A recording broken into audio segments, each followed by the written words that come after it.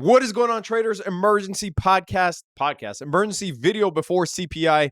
3.3% expected. Let's break it down. This is the first time going all the way back to the pre-hike phase that we are expecting a higher CPI than before. Now, why is this the case? Are they trying to maybe cook the numbers a little bit so that expectations come in better than expected? Because if CPI comes in even at 3%, which it did last month, if it comes in at 3% year over year unchanged, then we've already beat expectations, right? So we are expecting 3.3% year over year. The previous expectation was 3.1% year over year. And as I said, going all the way back to the pre-hike phase, we have never expected CPI to be higher in the next month year over year than the prior month. This is the first time. Now, we could also be seeing sort of this continuation of this hawkish talk or this hawkish tone that the Fed has had. You guys remember the Fitch downgrade that I did a video about just a few days ago.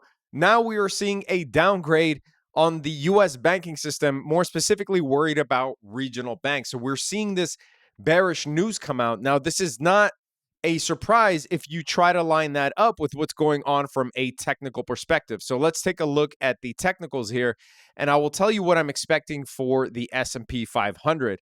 What I'm expecting for the S&P 500, as you know, on this channel, like I said before, if we got the debt limit ceiling resolution, which we did, if we got the Fed to pause in June, which we did, then we would likely hit 4,500 or 4,600 on the S&P.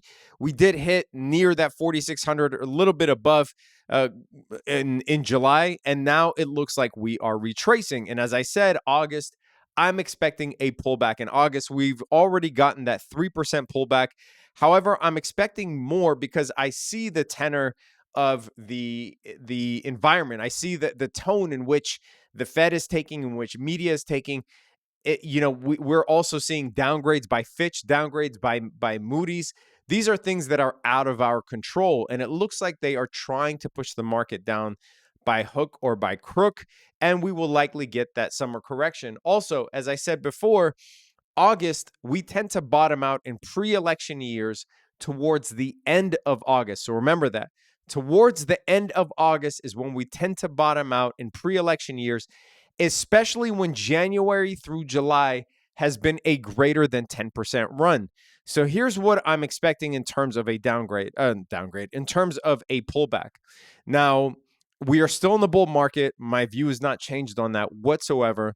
And if we actually see us going back to the August 2022 highs in this fair value gap here, this weekly fair value gap, that is basically constructed from the months of April, then this would make sense to me. This would be a support resistance flip. And if we take a measurement from highs to the lows of this, you will see that this is about a 6% pullback. So as I said before, I'm expecting about a 5 to 10% correction. This would be very healthy, actually, not unhealthy, and would provide an opportunity to buy back. Now, earlier in the academy, I sent out an alert for QQQ, not yet for the S&P 500. Why did I send out an alert for QQQ? Well, because in a bull market, the 50-day moving average is usually a good add point. It's usually a good dollar cost average point. And let me just pause and say that we have reintroduced monthly memberships. That is the minimum membership that will get your foot in the door. You won't get access to the mastermind calls that we do. You won't get access to the courses, but you will get access to the chat, the trade alerts, the analysis, the chat that we run 24/7 where we bounce ideas off of each other. That is the minimum ticket to get you in the door. We just launched on WAP, which is a new marketplace, and we are doing a summer sale for 50% off that we haven't announced anywhere. So if you're seeing this here, click the link in the description for 50% off, because that is the first time that we've ever done something like this. And I don't know that we will do a 50% off sale again. You'll get 50% off for 3 months. So make sure you take advantage of that. In my view, you can't afford not to. And let's get right back into this. So that is why I sent out an alert for QQQ, because if you look at QQQ, the NASDAQ, we are at that 50-day moving average. Let me pull this up. Let me go to the daily, and you can see here we're at the 50-day moving average. And in a bull market, not a bear market like we saw in 2022, but in a bull market, let's take a look at the last bull market. The 50-day moving average is pivotal in terms of adding, if you're looking to add for the long term to your portfolio, right? You want to add on pullbacks, you don't want to add on rallies. So the QQQ is there. The SPY has a little bit left to go. Here's what it looks like on the SPY.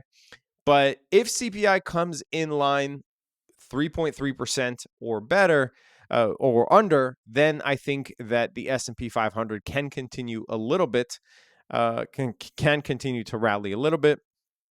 However, if the CPI comes in line or worse, then I do think that we will not only fill this gap on the SPY between 443 and 445, but I do think we will get to that 50-day moving average, and I do think that that will be a precursor to more of a summer pullback. Remember that Jackson Hole, the where it's not an official Fed meeting, but that's when Jerome Powell grabs the mic and starts rapping in front of a crowd of rich people.